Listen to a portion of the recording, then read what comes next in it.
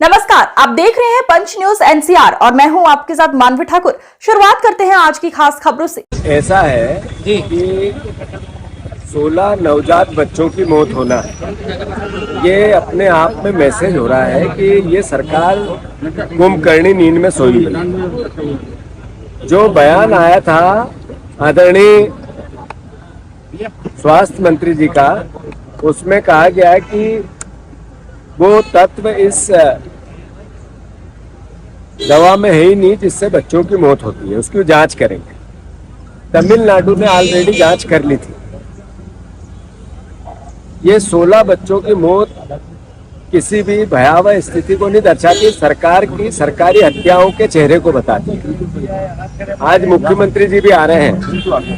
3 दिन पहले तक मुख्यमंत्री जी आसाम में थे, हाथियों को गन्ना खिला रहे थे, कामाख्या में पूजा कर रहे थे, नेशनल पार्क में शेर देख रहे थे, गेंडे देख रहे थे और रील बना रहे थे। अभी जब वो यहाँ आ रहे हैं तो सबसे पहले इस धरती पे उतरे, उससे पहले बर्खास्त करें स्वास्थ्य मंत्री को, तो उनके सार्थकता दिखेगी यहाँ आने की। अन्यथा केवल लिपापोती का मामला चलेगा। मुख्यमंत्री जी, धन्यवाद आपको कि आपकी नींद खुली और आप 5 दिन बाद ये बच्चों की मौत का तांडव मचता रहा और आप छिंदवाड़ा आ रहे हैं। पर भोपाल बैठने से पहले आप स्वास्थ्य मंत्री को बर्खास्त करो तो आपको आने का महत्व है।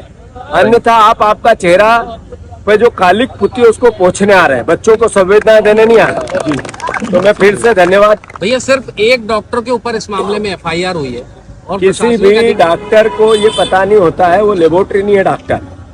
आपने जो तत्व दिखाए हैं उसके आधार पर वो लिखता है। पूरे मध्य प्रदेश में दवाई बिक्री है जी। एक डॉक्टर ने लिखी, सारे डॉक्टरों को बर्खास्त करोगे?